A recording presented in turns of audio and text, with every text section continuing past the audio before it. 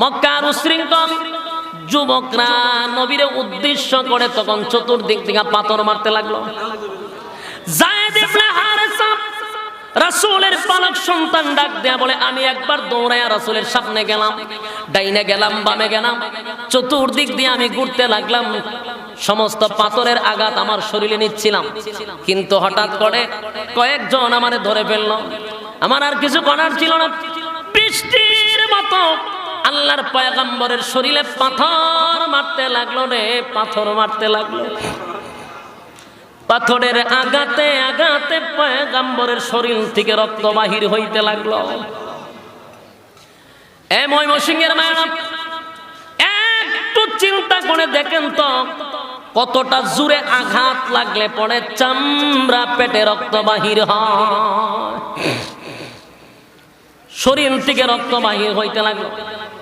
নবীজি এক পর্যায়ে বেহুশ হয়ে গেছে, নবী জমিনে পড়ে গেল। বেঈমানের বাচ্চাগুলি নবীরে আবার দাঁড় করাইলো, আবার পাথর মারতে লাগলো। নবী আবার পড়ে যায়, আবার পাথর মারতে লাগলো। একটা পর্যায়ে যায়েদ ইবনে হারেসা রাদিয়াল্লাহু তাআলা তাকায়া দেখে আল্লাহর হাবিব এত পাথরের আঘাত খাচ্ছিলেন, এত পাথরের আঘাত নবীর উপরে পড়তেছিল, কিন্তু নবী দেখা যায় রক্ত নিয়ে খুব ব্যস্ত। কি নিয়ে ব্যস্ত? নিজের শরীরের রক্ত মুবারক নিয়ে ব্যস্ত। নবী একটা ফোঁটা রক্ত জমিনে পড়তে দেয় না রে। আল্লাহর হাবিব রক্তগুলা বারবার কাপড় দিয়া মুছতে লাগলো, রক্তগুলা হাত দিয়ে আটকাইতে লাগলো। যায়েদ ইবনে হারেসা রাদিয়াল্লাহু তাআলা বলেন, অবাক হয়ে গেলাম রে, আমি আশ্চর্য হয়ে গেলাম, এত পাথরের আঘাত, এত পাথরের আঘাত, কিন্তু নবী রক্ত নিয়ে কেন ব্যস্ত গো? রক্তের ফোঁটা কেন জমিনে পড়তে দেয় না? জুতা দিয়া নবী রক্ত আটকায়, হাত দিয়ে রক্ত আটকায়, কাপড় দিয়া রক্তে মুছতে লাগলো। ঠিক একটা মুহূর্তে আল্লাহর পয়গম্বর জমিনে বেহুশ হয়ে পড়ে গেল, আর দাঁড়াইতে পারে না। বেঈমানের বাচ্চাগুলির উদ্দেশ্য ছিল আল্লাহর পয়গম্বরকে দুনিয়ার থেকে বিদায় করে দিবে, তাই নবীকে টেনে টেনে একটা পাহাড়ের একেবারে কিনারায় নিয়ে দাঁড় করাইছে।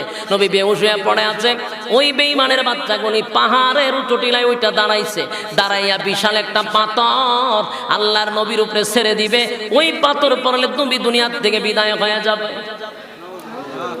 পাথরটারে ধাক্কাইয়া পাহাড়ের কিনারায় আনছে, নবীর উপরে এটা ঠেলে ধাক্কা দিয়া ফেলে দিবে।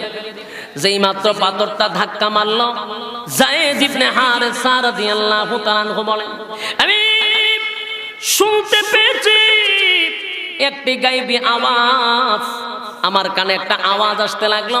কে যেন রে পাথরকে উদ্দেশ্য করে বলে, পাথর রে সাবধান, আর একটা ইঞ্চিও পিছনের নিচের দিকে লাম্বি না। একটা জবান বন্ধ রাখবেন না, আল্লাহু আকবার বলেন। উচ্চ আওয়াজে বলেন আল্লাহু আকবার। একটা জবান কেউ বন্ধ রাখবেন না, জোরে বলেন আল্লাহু আকবার। যেই মাত্র আওয়াজ হইল, পাথর তুই 1 ইঞ্চি নিচের দিকে লাম্বি না, পাথরটা জাগাত শূন্যের উপরে দাঁড়িয়ে আছে। সুবহানাল্লাহ। পাথর শূন্যের উপরে দাঁড়িয়ে আছে। এই দৃশ্যটা দেখে তায়েফের যুবকরা ভয় পেয়ে গেল। ঘটনা কি রে? পাথর দিয়ে শূন্যের উপরে দাঁড়িয়ে আছে। তারা চলে যাওয়ার পরে আল্লাহর হাবিবের কাছে যায়েদ ইবনে হারেসা দৌড়ায়া নবীর কাছে আসলো। আল্লাহর পয়গম্বর চোখ খুলে দেখেন, যায়েদের চোখ থেকে পানিগুলি নবীর শরীরে পড়তেছিল। আল্লাহর নবীকে আগলায়া ধরলেন, একটা আঙ্গুরের বাগানে নবীকে সেভ করলেন। কিছুক্ষণের ভিতরে আল্লাহর পয়গম্বরের হুঁশ ফিরে আসলো। যায়েদ ইবনে হারেসা বলেন, নবী গো, জানি আপনার খুব কষ্ট হচ্ছে গো নবী, এরপর আমি আপনার কাছে একটা প্রশ্ন জানতে চাই গো নবী, একটা প্রশ্ন আপনার কাছে করব। প্রশ্নটা হলো, এত বৃষ্টির মতো আপনার শরীরে পাথর মারতে লাগলো, চতুর্দিক দিয়ে তায়েফের যুবকরা আপনার উপরে পাথর মারতে লাগলো, পাথর মারতে লাগলো। দেখলাম রক্ত নিয়ে ব্যস্ত ছিলেন, একটা রক্তের ফোঁটা জমিনে পড়তে দেন নাই গো নবী। ঘটনা বুঝলাম না, আপনি রক্ত নিয়ে কেন ব্যস্ত ছিলেন? এমনি আল্লাহর পয়গম্বর বলেন, রাজা তায়েফবাসীরা আমার রক্তের ওজন বুঝতে পারে নাই, আমার রক্তের লোড তারা বুঝতে পারে নাই। আর যদি রক্তের একটা ফোঁটা জমিনে পড়ে যেত, গোটা জমিনের মধ্যে ভূমিকম্প শুরু হয়ে যেত। আমি নবীর রক্তের ওজন জমিন বহন করতে পারবে না, তাই আমি চাই নাই তায়েফবাসী যেন ধ্বংস হয়ে যাক। আমি এই জন্য রক্তগুলাকে আটকাইছিলাম, রক্তগুলাকে সেভ করতে লাগলাম। কিছুক্ষণের ভিতরে জিবরাইল এসে হাজির। সুবহানাল্লাহ। আল্লাহ নবী বলেন, জিবরাইল এখানে কেন আসছো রে? কোরআনের কোন আয়াত নিয়ে আসছো নাকি? জিবরাইল বলেন, না গো নবী, না, কোরআনের আয়াত আমি নিয়ে আসি নাই। তাহলে কেন আসছো? বলো গো নবীজি, আজকে আমি একা আসি নাই, আমার সঙ্গে আরেকজন ফেরেশতা নিয়ে আসছি। এই ফেরেশতা হলো তায়েফের পাহাড়ের দায়িত্বে আছে। আপনার কাছে শুধু অনুমতি চাই, অনুমতি চাই। আপনি নবী যদি অনুমতি দেন, গোটা তায়েফটারে উল্টায়া দিবে, সবগুলা বেঈমানরে পাহাড়ের নিচে বালায়া মেরে ফেলবে। একবার শুধু অনুমতি দেন, কারণ আমার আল্লাহ সব বরদাস্ত করতে পারে। আপনি নবীর কষ্ট আমার আল্লাহ বরদাস্ত করতে পারে না। আল্লাহ বলে, নবী গো, আমার যদি কেউ গালি দেয় গো নবী, আমি আল্লাহর কিন্তু এত কষ্ট লাগে না। আমি আল্লাহ মানুষ বানাইছি, আমারে মানুষ গালি দেয়, আমি আল্লাহর কষ্ট লাগে না। আপনারা তার বাস্তব প্রমাণ দেখবেন। কেউ যদি আমার আল্লাহরে গালি দেয়, যেমন বাংলাদেশে অনেক নাস্তিকরা আমার আল্লাহরে গালি দেয়, কথা কয় না? সকালে যদি আল্লাহরে কেউ গালি দেয়, আমার আল্লাহ কিন্তু বিকালে খানা রেডি রাখে, কথা কয় না? সকালে খানা দিলে বিকাল বেলা আমার আল্লাহ কিন্তু তার জন্য খানা রেডি। বিকালে যদি গালি দেয়, সকালে খানা রেডি। আমার আল্লাহ বাংলা বানাইছি, কিন্তু আমি আল্লাহ বান্দার প্রতি রাগ হই না। গালি দিল আমি আল্লাহর কষ্ট লাগে না। দেখবেন সন্তানরে বাবায় মহব্বত করে বেশি। সন্তান যদি বাবারে গালিও দেয়, বাবার এত কষ্ট লাগে না, কারণ সন্তান গালি দিলেও বাবা মহব্বতের কারণে এটা কষ্ট ভিতরে নেয় না। যদি একবার মাপ চায়, সব দুঃখ সাথে সাথে শেষ হয়ে যায়, কথা কয় না? আরে যুবক ভাই, আল্লাহ রাব্বুল আলামিন বলেন, আমার যদি কোনো বান্দা গালি দেয়, আমার তো কষ্ট লাগে না। কষ্ট লাগে যদি আমার নবীরে কেউ গালি দেয়। আমি আল্লাহ এটা বরদাস্ত করতে পারি না রে। আপনারা দেখবেন, আল্লাহরে গালি দেওয়ার কারণে গজবের আয়াত আল্লাহ নাজিল করে নাই। আল্লাহরে গালি দেওয়ার কারণে আল্লাহ গজবের আয়াত নাজিল করে নাই। কিন্তু আমার নবীর সাথে দুর্ব্যবহার করার কারণে আল্লাহ রাব্বুল আলামিন কোরআনে বহু জায়গায় সূরা নাজিল করছে। আবু লাহাব নবীরে গালি দিল, কয় মুহাম্মদ তুমি ধ্বংস হয়ে যাও। আল্লাহ সাথে সাথে রে দাঁত ভাঙা জবাব দিয়া বলেন, তাব্বাত ইয়াদা আবি লাহাবি ওয়া তাব্বা মা আগনা আনহু মালুহু ওয়া মা কাসাব সায়াসলা নারান যাতা লাহাবি ওয়া ইমরাআতু হাম্মালাতাল হাতাব ফি জিদিহা হাবলুম মিন মাসাদ। আল্লাহ রাব্বুল আলামিন বলেন, নবী গো, আবু লাহাব আপনারে গালি দিছে গো নবী, আপনাকে ধ্বংস হয়ে যাওয়ার জন্য বলছে। আমি আল্লাহ এর দাঁত ভাঙ্গা জবাবটা দেওয়ার জন্য আবু লাহাবরে শুধু ধ্বংস করলাম না, আবু জাহিল্লার বউরে ধ্বংস করলাম, তার ফোলাফুরিরে ধ্বংস করলাম, তার 14 গোষ্ঠী ধ্বংস করে দিছি। ধ্বংস হয়ে গেছে। এখানে শেষ নয়, উখবা নবীর চেহারার মধ্যে তুতো মাইরা নবীরে বেইজ্জতি করছে। আল্লাহ রাব্বুল আলামিন সাথে সাথে আয়াত নাজিল করে পয়গম্বরকে সান্ত্বনা দিল। ওয়া ইয়াউমা ইয়া'আদ্দু যালিমু আলা ইয়াদাই ইয়াকুলু ইয়া লাইতানি ইত্তাখাযতু মা'আর রাসূলি সাবিলা ইয়া ওয়াইলাতা লাইতানি লাম আত্তাখিজ ফুলানান খালিলা। আল্লাহ রাব্বুল আলামিন তখন নবীরে সান্ত্বনা দিল। তায়েফের ময়দানে নবীরে রক্তাক্ত করলো। আল্লাহ রাব্বুল আলামিন দুইজন ফেরেশতা পাঠাইলো, জিব্রাইলকে পাঠাইলো, গজবের ফেরেশতা পাঠাইলো। এবার জিব্রাইল বলে, নবী গো, অনুমতির অপেক্ষায় আছি গো নবী, একবার শুধু আপনি অনুমতি দেন, গোটা তায়েফবাসীরে তামা তামা করে ফেলবে। আল্লাহর নবী কয়, আমি যদি এখন অনুমতি দেই কি করবা? বলে, গোটা তায়েফবাসীটারে সমানে ধ্বংস করে দিব। আল্লাহর নবী বলেন, জিব্রাইল, আমি যদি দোয়া করি, তাহলে আমি যদি অর্ডার দেই, তায়েফবাসী ধ্বংস হবে। আমি নবীকে গজবের জন্য আসছি, লা গজবের জন্য আসছি না। আল্লাহর নবী বলেন, আমার তো আল্লাহর রহমতের জন্য পাঠাইছি। আমা আরসালনাকা ইল্লা রাহমাতাল লিল আলামিন। আল্লাহ রাব্বুল আলামিন আমারে পাঠাইলো একমাত্র রহমতের জন্য দুনিয়ার জমিনে। আমি যদি অর্ডার দিয়া গজব দিয়া দেই, কেমন হইল? না জিবরাইল, না, আমি বদয়া দিব না, অভিশাপ দিব না, আমি বরং দোয়া করি, আমি নিজের উপরে নিজে দোষ দিয়া দেই। আল্লাহর নবী বলেন, মালিক রে, আমারই দোষ ছিল, আমি কৌশল করতে পারি না। মালিক, আমি দাওয়াত দিতে পারি নাই ঠিক মতে, আমি দাওয়াতের সিস্টেমটা বুঝি নাই, এই জন্য হয়তো বা ব্যর্থতা, নিজের উপরে নিজে দোষ দিতেছে। আল্লাহ, তুমি তাদেরকে ধ্বংস কইরো না। এখনকার মানুষ আমার কালেমা পড়ে নাই, এমন একটা সময় আসবে তাদের সন্তানরা আমার কালেমা পড়বে। নবীর মায়া দয়া চিন্তা করছে কতটুকু মায়া দয়া। মায়ের খাওয়ার পরেও নবী দোয়া করে, আল্লাহ তুমি তাদেরকে হেদায়েত দান করো। সুবহান। যুবক ভাইরা আমার, যেই কথাটা বলতেছিলাম, তাহলে দেখা গেল নবীর কর্মীদের উপরে যেমন নির্যাতন, ঠিক নবীর উপরও নির্যাতন। নির্যাতনের স্টেপ রোলার চামায়া দিল। আম্মা জান আয়েশা সিদ্দিকা রাদিয়াল্লাহু তাআলা আনহা একদিন বলেন, নবী গো, তায়েফের ময়দানে আপনি মার খাইছেন। আগো নবীজি, তায়েফের ময়দানে আপনি মার খাইলেন, উহুদের ময়দানে আপনি মার খাইছেন, কোন জায়গাতে আপনার ব্যথা লাগছে বেশি, কষ্ট লাগছে কোন জায়গায়?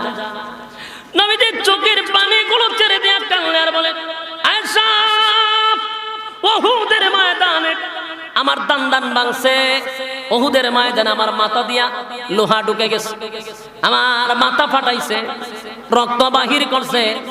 কিন্তু সেদিন আমার ডাইনে ওমর ছিল, বামে আবু বকর ছিল, সাহাবায়ে কেরাম চতুর্দিকে আমাকে ঘেরাও করে রাখছিল। সেদিনের দুঃখ আমার আজও মনে নাই, কিন্তু তায়েফের নির্যাতনের কথা আমি নবী আজও বলতে পারি না। সেদিন আমার কাছে কেউ ছিল না, আমার একটা ভাইয়া চতুর্দিকে হামলা করছে, কেউ ছিল না, প্রতিবাদ কেউ করে নাই, আমার পক্ষে কেউ নাই, আমি আজও বলতে পারি না। এ যুবক ভাইরা, এখান থেকে শিক্ষা গ্রহণ করতে হবে। আল্লাহর পরে যার সম্মান আর মর্যাদা, সেই নবী পর্যন্ত দ্বীনের জন্য, ইসলামের জন্য মাইর খাইছে। কথা হয় না? আর আজকে আমরা মায়ের না খাইয়া ইসলাম কায়েম করতে চাই। কথা হয় না? আমরা ডাইলে চাইলে খিচুড়ি বানাইয়া ইসলাম খাইতে চাই, আমরা জিলাপি আর বিরিয়ানি দিয়া ইসলাম কায়েম করতে চাই।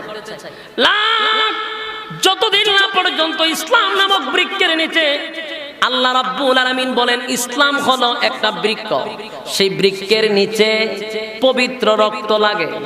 সুবহানাল্লাহ। সাহাবায়ে কেরামদের পবিত্র রক্তের দ্বারা ইসলাম জিন্দা হইছে। ইসলাম যদি টিকায় রাখতে হয়, আবারও প্রয়োজনে রক্ত দিতে হবে। রক্ত দেওয়া ছাড়া ইসলামকে টিকায় রাখা সম্ভব না। সম্মানিত শুধু ডাইলে চাইলে খিচুড়ি বানায় ইসলাম টিকানো সম্ভব না। সাময়িক সময়ের জন্য হয়তোবা দেখা যায় আমাদের পক্ষে আছে, বিপক্ষে আছে, কিন্তু সবগুলি এক পক্ষ হয়ে গেছে ইসলামকে দুনিয়ার থেকে মিটাইয়া দেওয়া। এখন কাদা চোরাচুরি করার সময় নাই। এখন আমরা একজনের পিছনে আরেকজন গুতানোর সময় নাই। এমন একটা সময় আসবে আমাদের উপরে এমন মুসিবত শুরু হবে একমাত্র আমাদের কারণে। আমাদের মাথায় কাঁঠাল ভেঙে তারা খাটাল খাইবে। অপেক্ষা করেন, কেন জানেন? আমরা একজন কামড়া কামড়ি শুরু করছি। বাংলাদেশে ৯৬% মুসলমান, বলুন কত পার্সেন্ট? ৯৬% মুসলমানের দেশে ৪%-এর কাছে আমরা মাইর খাইতেছি। ৪%-এর কাছে আমরা মাইর খাই, অথচ আমরা ৯৬%। আমাদের শক্তি গেল কোথায়? বলে আমাদের শক্তি নাই। কেন? বলে আমরা যারাই ছিলি আমরা বাঘ হয়ে গেছি। দলের অভাব নাই। টুপি আর পাঞ্জাবির ভিতরে যে কত দল, আল্লাহ ছাড়া কেউ হইতাত না। টুপিওয়ালা যদি আমরা এক হয়ে যাইতাম, কসম খোদা এদেশে নাস্তিক আর মুরতাদ আর রাম বামদের দালালগুলি প্রস্রাবের সাথে বঙ্গোপসাগরে বেঁচে যেত, ঠিক কিনা? কিন্তু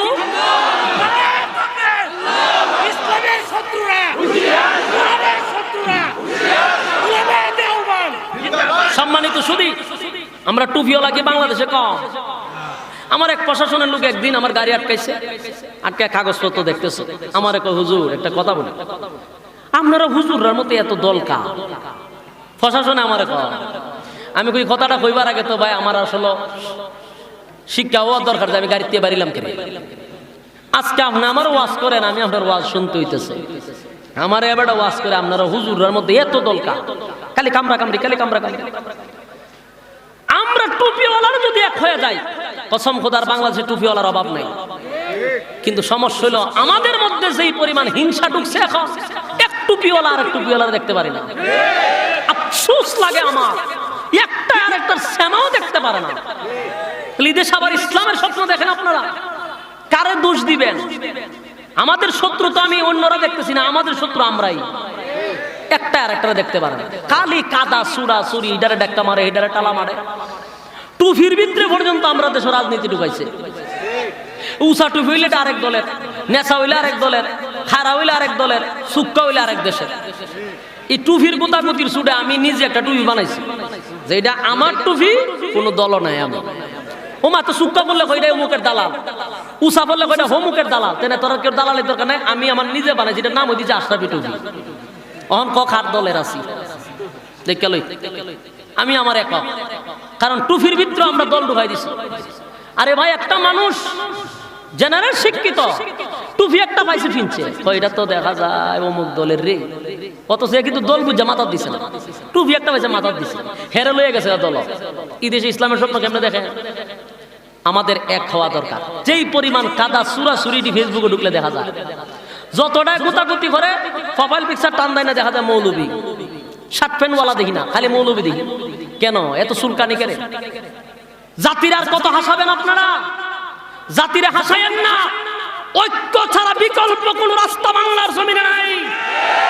সমস্ত প্ল্যাটফর্ম এক জায়গায় হতে হবে, সমস্ত পীরেরা এক পক্ষে হতে হবে, সমস্ত উলামায়ে কেরাম এক প্ল্যাটফর্মে আসতে হবে। আজকে আমাদের দলাদলির কারণে আমাদের বিজ্ঞ উলামায়ে কেরাম আজকে সাইড দেওয়ালের ভিতরে বন্দী। কেন? আমরা একটা আর একটা, এটা হেমুকের দল, এটার নিচে বালুছে, ওটা অমুকের দল, এটার নিচে বালুছে। তোমার যে নিত না, কতক্ষণ সময় লাগবে?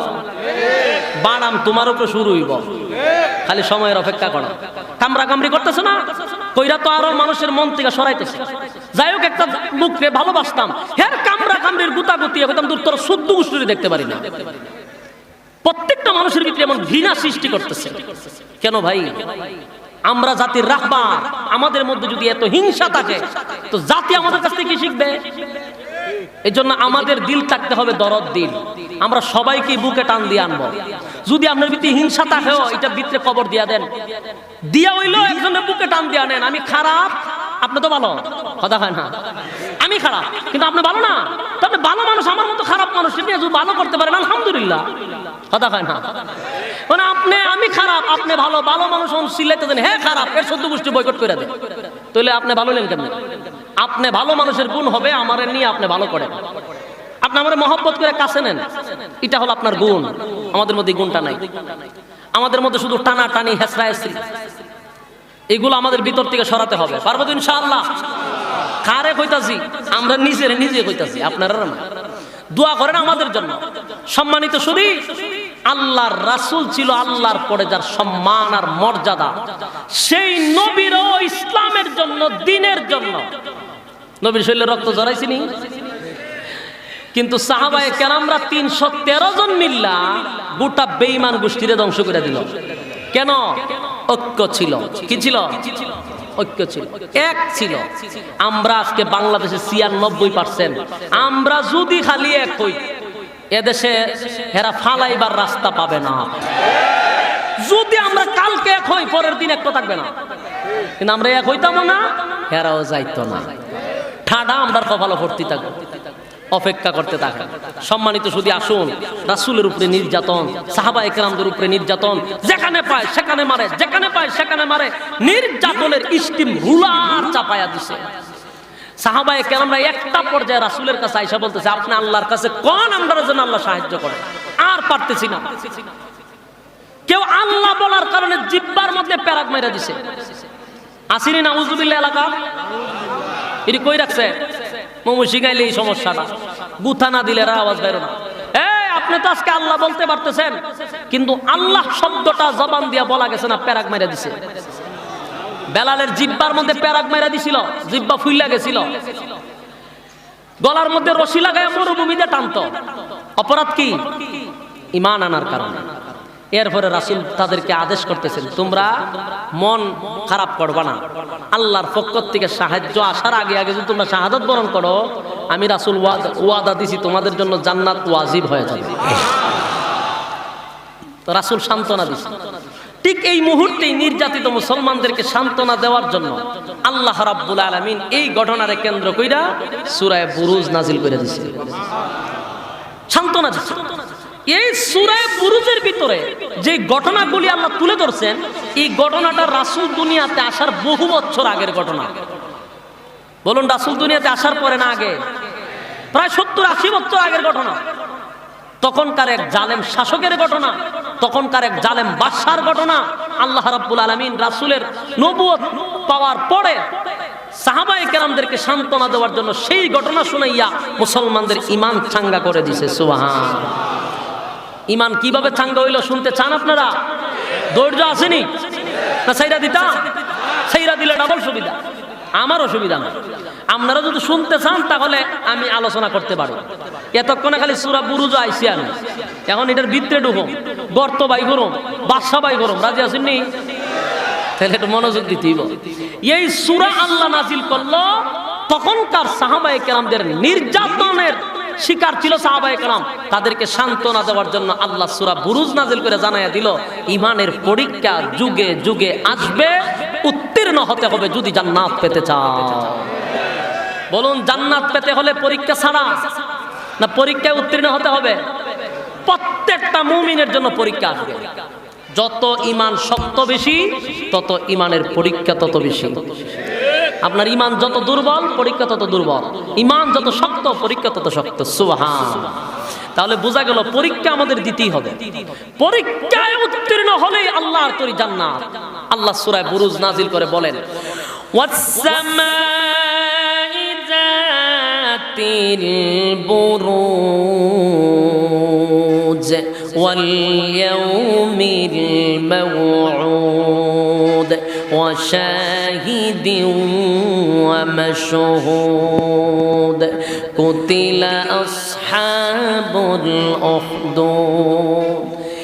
এই আয়াতের মধ্যে সূরা বুরুজের মধ্যে রব্বে কারীম চারটা কসম করেছেন। ওয়াস-সামাই যাতিল বুরুজ, আল্লাহ বলেন কসম, তারকার কসম, দুর্গ বিশিষ্ট তারকার কসম, আকাশের কসম। এই আল্লাহ বলেন নক্ষত্রের কসম। ওয়াস-সামাই যাতিল বুরুজ, তারকার কসম। ওয়াল ইয়াউমিল মাওউদ, কিয়ামত দিবসের কসম। ওয়া শাহিদিন ওয়া মাশহুদ, এখানে দুইটা কসম আল্লাহ বলেন। ইয়াউমুল আরাফার কসম, কিয়ামত দিবসের শাস্তিকে উদ্দেশ্য করে আল্লাহ বলেন সেই দিনেরও কসম। চারটা কসম কেন বলেন? কুতিলা আসহাবুল উখদুদ, আল্লাহ রাব্বুল আলামিন বলেন জালেম শাসকের উপরে আমি আল্লাহর অভিশাপ। কাদের উপরে অভিশাপ, জালেমদের উপরে আল্লাহর অভিশাপ। তখনকার জালেম, এখনকার জালেম, পরবর্তীতে জালেম, কিয়ামত পর্যন্ত যত জালেম আসবে সব জালেমের উপরে আল্লাহর কি? আল্লাহর অভিশাপ। জালেমদের উপরে আল্লাহর অভিশাপ। এরপর আল্লাহ বলেন গর্ত খননকারীর উপরে আমি আল্লাহর অভিশাপ। তাহলে গর্ত খনন করলো কে? এই সূরার ভিতরে গর্তের কথাও আছে। তখনকার যুগে একজন বাদশা ছিল। এই বাদশা নিজেকে খোদা দাবি করত। বলুন কি দাবি করত? আপনারা জানেন ফেরাউন দাবি করছে, নমরুদ দাবি করছে, এই বাদশাও খোদা দাবি করছে। মানুষকে বলতো আমি তোমাদের রব, আমি তোমাদের প্রভু। তো মানুষ তার পায়ে সেজদা দিত। কথা বুঝতেছেন? মানুষ তার পায়ে সেজদা দিত। ঘটনাক্রমে একটা যুবক ছিল জাদুবিদ্যা শিখত।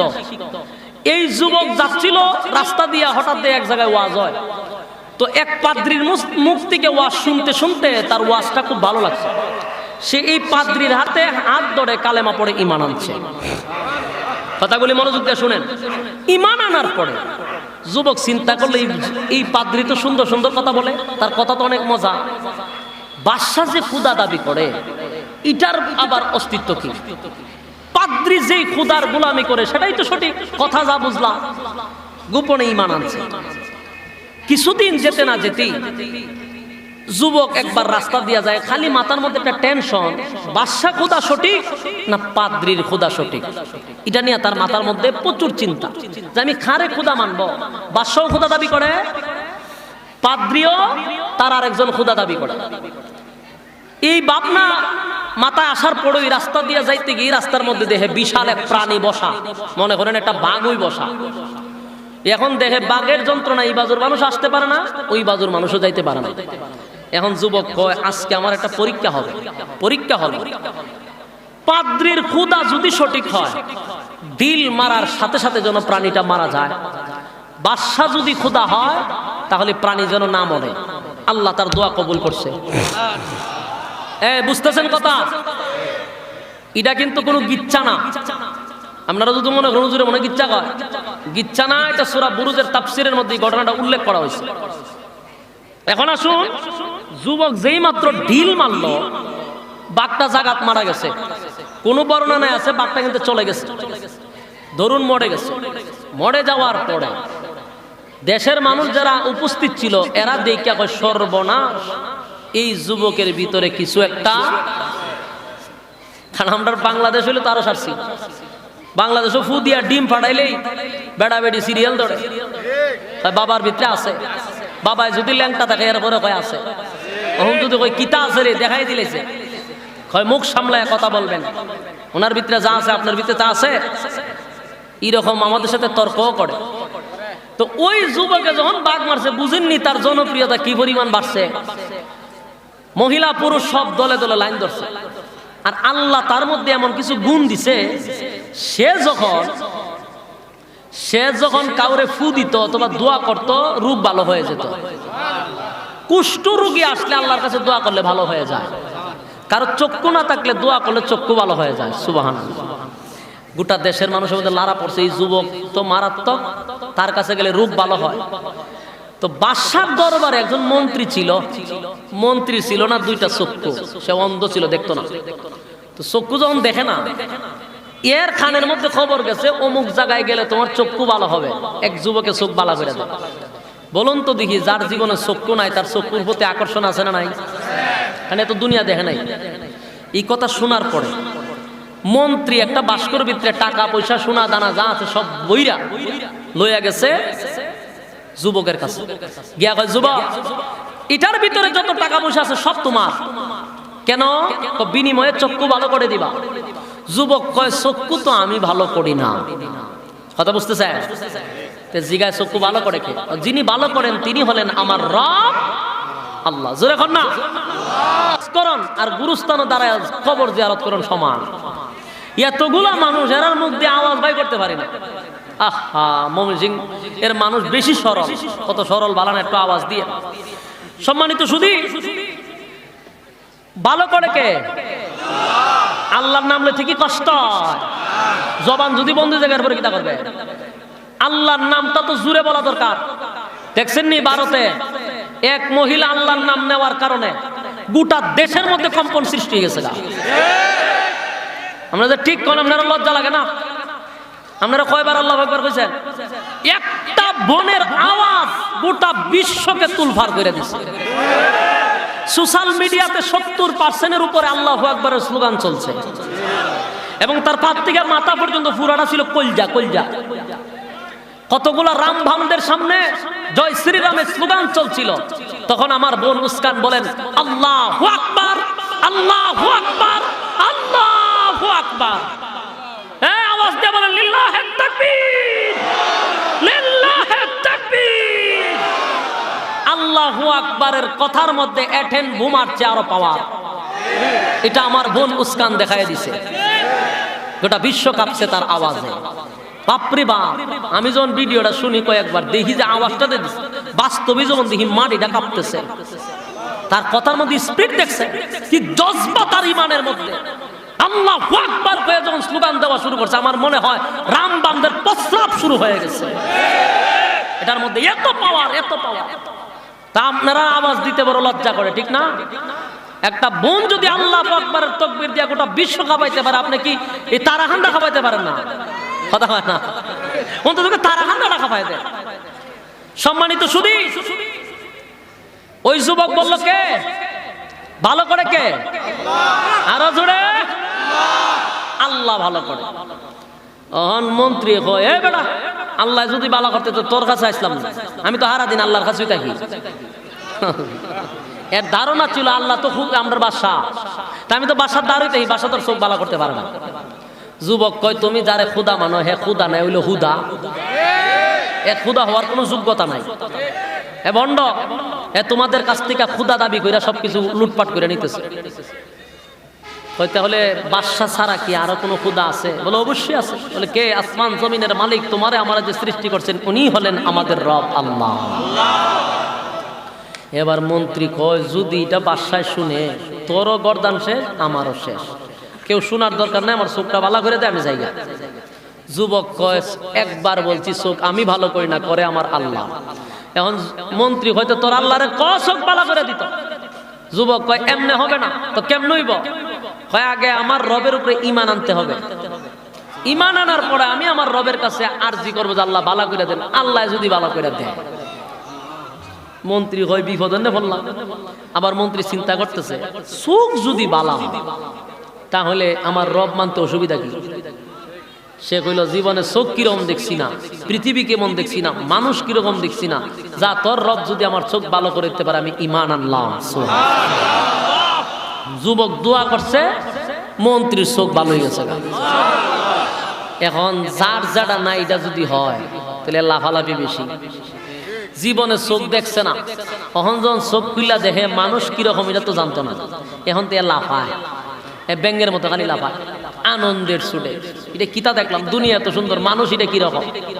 এখন যেখানেই যায় মানুষটা হেগে ঠেলা মারে, মানুষটা খামসা মারে, লারা মারে। তো মন্ত্রী সভাত গিয়া ও এত নতুন দেখতেছে, আগে তো ভদ্র ছিল, চোখ বন্ধ আছেন, কিছু দেখতো না, দাঁড়ায় থাকতো। এখন চোখে দেখে হেরে গুতা মারে, হেরে ঠেলা মারে, হেরে ধাক্কা মারে। অন্যরা কি আপনি তো এরকম ছিলেন না, ভদ্র ছিলেন, ওইরকম করেন কা, লড়াচড়া করেন কা। এ লাফাইতে লাফাইতে গেছে বাসার কাছে, বাসারে দেখা মারে। অসঙ্গে আজীব অবস্থা, আপনি কি চোখে দেখেন? বলে হ দেখি তো। কেমনে অন্ধ আসলে? বলে আমি যখন চোখে দেখি। চোখ ভালো করছে কে? যিনি ভালো করছেন ইনি আমার আল্লাহ। বাদশা একটা মুস্কি আসি দিছে, দিয়া কয় এটা আগে কইবেন না? আপনি একটা কাজ করেন, একটু উসাদ দাঁড়ান, দাঁড়ায় জুরে কন আমি যে বালা করছি এটা জুরে কইতে হইব, জুরে কন।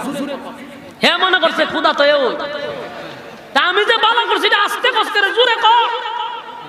এখন হে দাঁড়ায় কয় কয় আমার চোখ যিনি ভালো করছেন উনি হলেন আমার আল্লাহ, তবে এ না এ বাটপার। বাদশার আসমান ভাঙে মাথাত পড়ছে। মন্ত্রী সবার মধ্যে বইয়া কয় হে কোন খুদা নাই হইল হুদা। এ যদি খুদা হইতো তাহলে এর চোখের সেন্টার লড়া, এর এখন এর চোখের সেন্টারটা লড়াইতো দেখি, এ তো খুদা। দেশের মানুষ সর্বনাশ এমন বড় খুল যা বাদশার সামনে কয় বাদশা খুদা না। এখন তো বাদশার মেজাজ গরম, রে তোরে আসল খুদার পরিচয় কে দিছে? এর গ্রেপ্তার কর, কারণ জালেম শাসক তো বিরুদ্ধে গেলেই নির্যাতন। কথা বুঝতেছেন?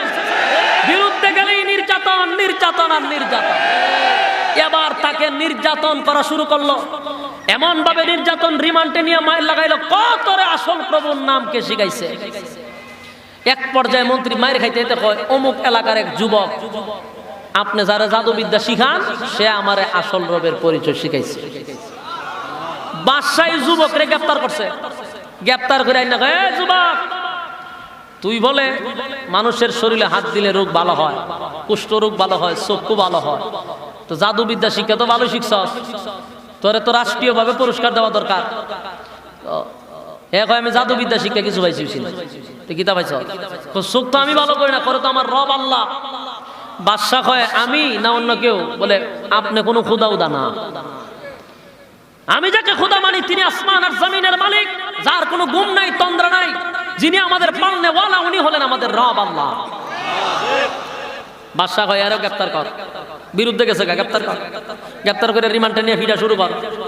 ফিরাইতে ফিরাইতে কয়, জিগায়, তোরে আসল রবের পরিচয় কে দিছে? যুবকে মার খাইতে এক পর্যায়ে কয়, পাদ্রির কাছ থেকে জানছি।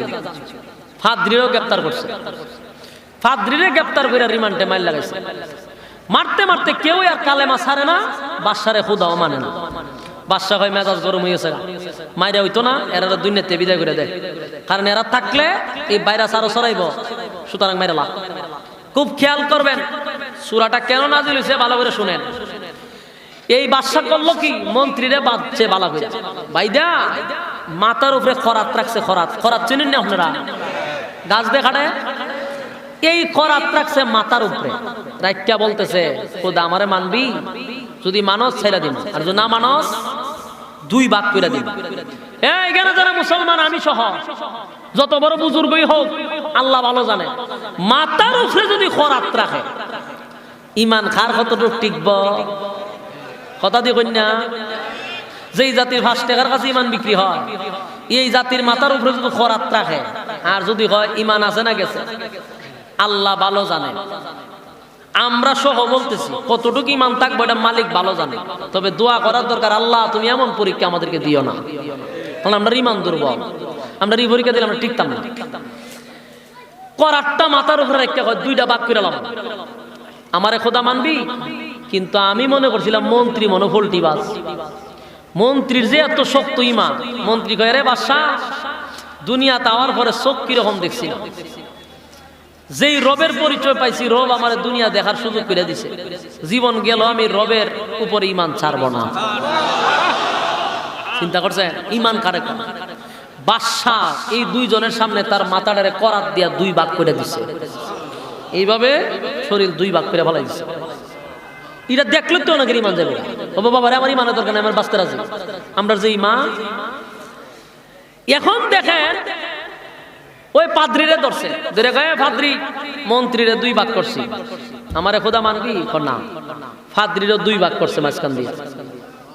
এবার রইল যুবক, যুবকরে বাদশা কয়, তোরে মারতে মন চায় না। কে রে, আমি কি তোর বিয়াই লাগি না তোর দুলাভাই লাগি, মারতে চাস না কে রে?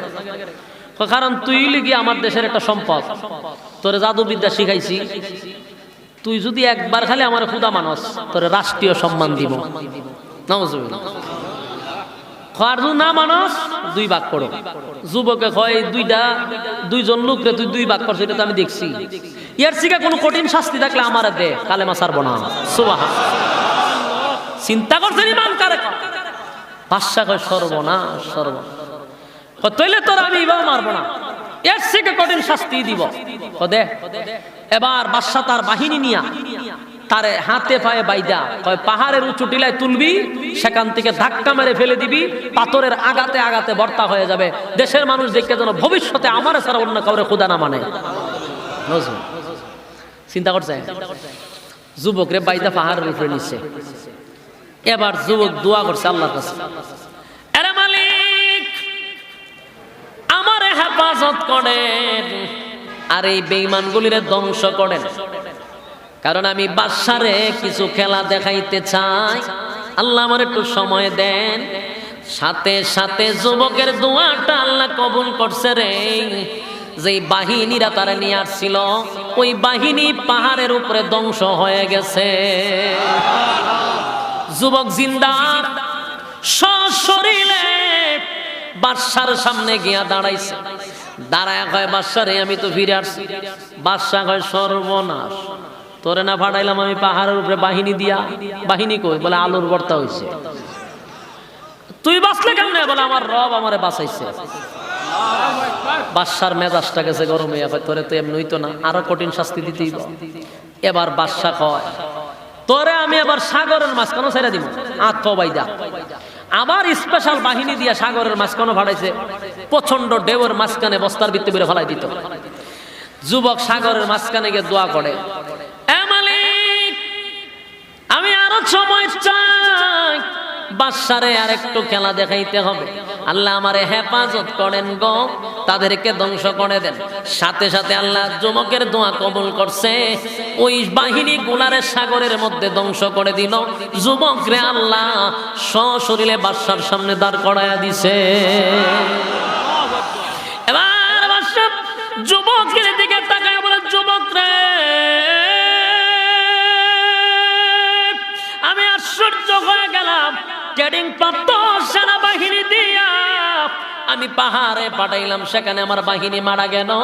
আমি ট্রেনিং প্রাপ্ত সেনাবাহিনী পাঠাইলাম সাগরের মাঝখানে, তারাও মারা গেল। যুবক, তুই একটা মাত্র যুবক, তোরে মারতে গিয়ে আমার বাহিনী গুলা একের পর এক মারা যাচ্ছে। এবার তোর কাছে আমার আবদার, বলতো দেখি তোরে কেমনে মারা যায়, আমি আর বাহিনী মারতে রাজি না।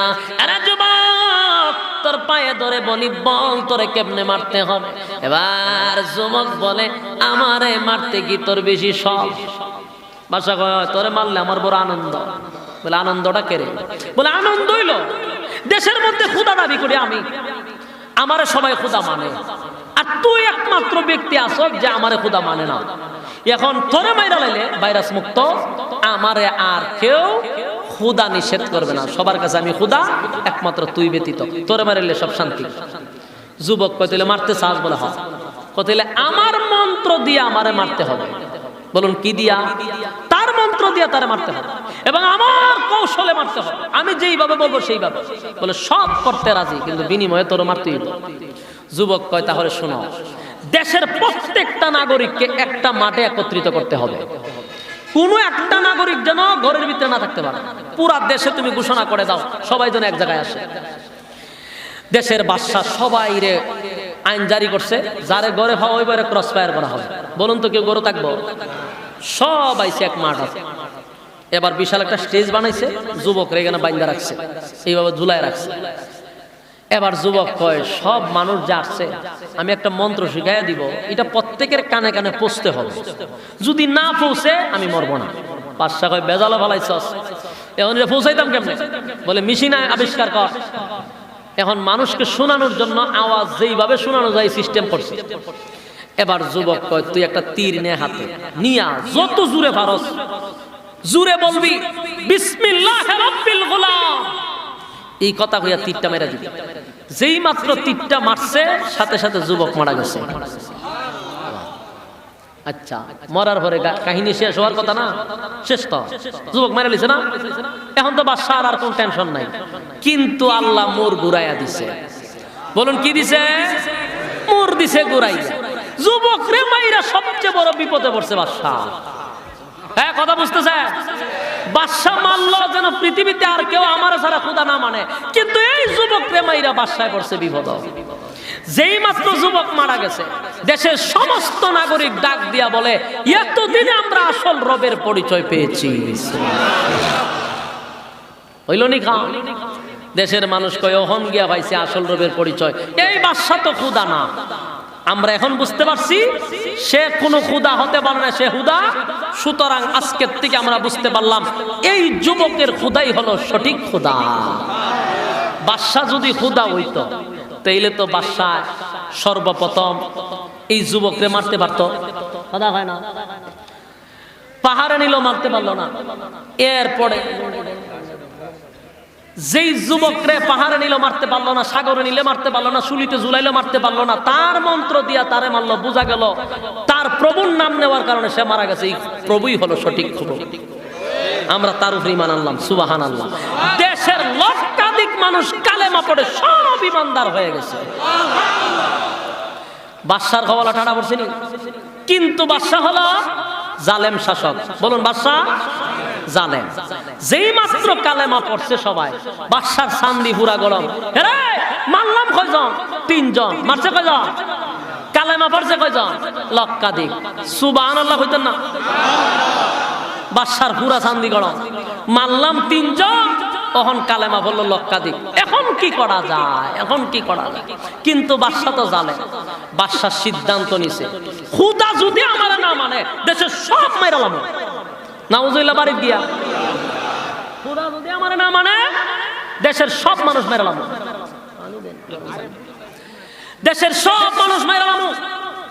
ওই দেশের মানুষ মারার জন্য সে সিদ্ধান্ত নিল। এই জালেম শাসক সিদ্ধান্ত কি নিল চিন্তা করেন। এ বিশাল একটা গর্ত খনন করছে। 1 নাম্বার গর্ত পাইছেন? কথা কয় না? বিশাল গর্ত খনন করছে। আল্লাহ বলেন, কুতিলা আসহাবুল উখদুদ আন-নারি যাতিল ওয়াকুদ ইযহুম আলাইহা কুউদ ওয়া হুম আলা মা ইয়াফআলুনা বিল মুমিনিনা শুহুদ। আল্লাহ রাব্বুল আলামিন বলেন, আপনার সাথী সঙ্গীদেরকে জানায়া দেন, ইমানের পরীক্ষায় যদি উত্তীর্ণ হতে পারে আমি আল্লাহ তাদেরকে পুরস্কৃত করব। যুগে যুগে অনেকে ইমানের পরীক্ষা দিছে। ওই বাদশার কথা আল্লাহর রাসূলকে আল্লাহ নিজে শোনায়া দিছে। কথাগুলো মনোযোগ দিয়ে শুনেন, শেষ হইছে না কিন্তু, লইরেন না, মজা হইছে। আমরা যদি লড়াচড়া করেন তো ছেড়ে দিই। কথাটা শুনলেন, গর্ত কিন্তু খনন করে লাইছে, বিশাল গর্ত। কেন? ওই যে কালেমা পড়ছে, কত বড় জাহেল চিন্তা করেন, দেশের সব মানুষ মেরে নিতে সিদ্ধান্ত নিছে। ও সব মেরালাম, দেশের নাগরিক মেরালায়। কিয়ামত পর্যন্ত এমন জালেম শাসকদের বিরুদ্ধে কথা বললে আপনার দেশের সব মাইরা ফেলাইতে পারবে, শুধুমাত্র তাদের স্বার্থের জন্য। এরকম জালেম শাসক কিয়ামত পর্যন্ত থাকবে। মাইরা লাইতেছে সব। গর্ত খনন করছে, ও সব মেরালাম আমি। কেন মারবি? তো আমারে কেন খুদা মানলো না? সব মেরালাম। গর্ত খনন করছে। গর্ত খনন করেও শেষ না, গর্তের ভিতরে করলো কি? গর্ত খনন করেও শেষ না, গর্তের ভিতরে লাকড়ি দিছে। লাকড়ি দিয়া গর্তের মধ্যে আগুন ধরাইছে। এই কথাটা আল্লাহ কোরআনে বলেন, আল্লাযী যাতিল ওয়াকুদ ইযহুম আলাইহা কুউদ। রব্বে কারীম বলেন, ওই জালেম বাদশা এত বড় জালেম, এত বড় জালেম, প্রত্যেকটা নাগরিককে এক জায়গায় বেঁধে সে সিদ্ধান্ত নিল, আমারে যদি খোদা না মানুষ রে, তাহলে আমি সবাই রে আগুন দিয়া পড়ে ছাই করে ফেলবো। আন-নারি যাতিল ওয়াকুদ ইযহুম আলাইহা কুউদ ওয়া হুম আলা মা ইয়াফআলুনা বিল মুমিনিনা শুহুদ। আল্লাহ রাব্বুল আলামিন বলেন, এই জালেম বাদশা যখন বড় গর্ত খনন করলো, গর্ত খনন করিয়া মুসলমান ইমানদার নর এবং নারীকে একটা একটা করে তারা আগুনের মধ্যে নিক্ষেপ করতে লাগলো। নাউযুবিল্লাহ। বলুন তো দেখি অপরাধ কি? কথা কয় না? এই অপরাধ কি? ঈমান আনার কারণে না টেন্ডারবাজি করছে, সাদাবাজি করছে, দর্শন করছে, দেশের সম্পদ লুটে খাইছে, কোনো কিছুই করে নাই। অপরাধ একটাই, আল্লাহর উপরে ঈমান আনার কারণ। অপরাধ একটাই, হক কথা বলার কারণ। এটাই অপরাধ, আর কিচ্ছু না। আমরা দর্শন করি না, আমরা দেশের সম্পদ মাইরা খাই না, টেন্ডারবাজি সাদাবাজি করি না। অপরাধ আমাদের একটাই, হক কথা কেন মানুষের সামনে তুলে ধরে। দ্বিতীয় আর কোনো অপরাধ নেই।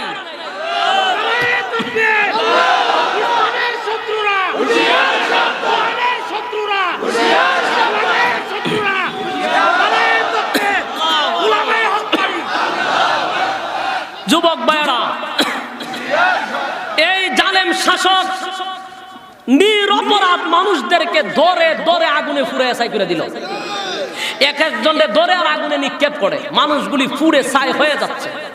সবাই যখন আগুন দিয়া পুইরা ছাই করলো, আর গর্তের কিনারে বৈশা বৈশা তারা মদ্য পান করতেছে। এই কথাটা আল্লাহ বলেন, আন্নারি জাতিল ওয়াকুদ ইযহুম আলাইহা কুউদ ওয়া হুম আলা মা ইয়াফআলুনা বিল মুমিনিনা শুহুদ। মুমিন বান্দা বান্দীদেরকে যখন আগুন দিয়া পোড়াচ্ছিল তখন তারা বৈশা হাসি তামসা করছিল, হাসি তামসা করছিল। আল্লাহ বলেন সবগুলা মানুষকে আগুন দিয়া পুইরা ছাই করলো। শেষ বেলায় একটা মহিলা, শেষ বেলায় মহিলাটা কুলের মধ্যে একটা দুধের শিশু লইয়া দাঁড়াইছে। দাঁড়াইয়া আগুনের সামনে গিয়া চোখের পানিগুলো ছেড়ে দিয়া কান্না শুরু করছে। আমার চোখের সামনে লক্ষাধিক মানুষ আগুনে পুড়ে ছাই হয়ে গেল গো, আমিও আগুনে পড়তে চাই, কিন্তু আমার দুধের বাচ্চা শিশুটার কি অপরাধ? আমি কেমনে গো মা হইয়া আমার দুধের বাচ্চাটার লইয়া আগুনে জাপ দেই? মার কলিজা এটা বরদাস্ত হয় না রে, বরদাস্ত হয় না। এবার দুধের বাচ্চাটা লইয়া দাঁড়ায় আছে, দুধের বাচ্চাটা লইয়া আগুনে কেমনে জাপ দিবে? এই মুহূর্তে আল্লাহ রাব্বুল আলামিন সাথে সাথে ছোট বাচ্চা, নিষ্পাপ বাচ্চার জবান আল্লাহ খুলে দিছে। দুধের বাচ্চার জবান খুলে দিলাম। দুধের বাচ্চা ডাক দিয়া বলে, মা গো, ও মা, কেনলেন লাগো মা? টেনশনের কোনো কারণ নেই। ও মা, আপনি কি আমার নিয়ে চিন্তা করেন? আপনার চোখের সামনে হাজার হাজার মানুষ আগুনে জাপ দিয়ে ইমানের পরীক্ষায় উত্তীর্ণ হয়েছে। মাগো, একটা সেকেন্ড দেরি করবেন লাগো মা, আমার নিয়ে চিন্তা করার প্রয়োজন নাই। আপনি দেখতেছেন আগুনে জাপ দিচ্ছি, না মা না, আগুনে জাপ দিতে দেরি হবে, আল্লাহর তরি জান্নাতের মেহমান হতে দেরি হবে না। জবান যখন খুলে গেল, যুবক খেয়াল করে শুনে, মহিলার ইমানি জজবা বেড়ে গেছে। দুধের বাচ্চা কথা বলতেছে, জান্নাতের কথা বলতেছে। মা একটা সেকেন্ড দেরি করলো না, দুধের বাচ্চাদের নয় আগুনে জাপ দিল। আল্লাহ রাব্বুল আলামিন সাথে সাথে তাদেরকে জান্নাতের মেহমান বানায় দিয়েছে। এই জালেম শাসকের কথা একের পর এক ঘটনা গুনে আল্লাহ শুনাইয়া সাহাবায়ে কেরামদেরকে ইমানি জজবা আরো বাড়াইয়া দিয়েছে। তারা নির্যাতিত। আল্লাহ নবী বলেন, সাহাবীরা রে, আমার মালিক সূরা বুরুজ নাযিল করিয়া আমি দুনিয়াতে আসার 70 বছর আগের ঘটনা তোদেরকে শোনাইয়া আমার মালিক ইমানি জজবা তোদের বাড়ায়া দিছে। আমি রাসূল ওয়াদা দিলাম, আল্লাহর পক্ষ থেকে সাহায্য আসার আগে আগে তোরা যদি শাহাদাত বরণ করস, ওয়াদা দিলাম আল্লাহর তরি জান্নাত তোদের জন্য ওয়াজিব। আল্লাহ ঘোষণা দেয়, নবী গো, ইমানের পরীক্ষায় যদি কেউ উত্তীর্ণ হতে পারে, আমি আল্লাহ নিম্ন স্তরের একটা জান্নাতীকে, নিম্ন স্তরের জান্নাতীকে এই পৃথিবীর 10টা পৃথিবীর সমান জান্নাত আমি আল্লাহ লিখে দিব।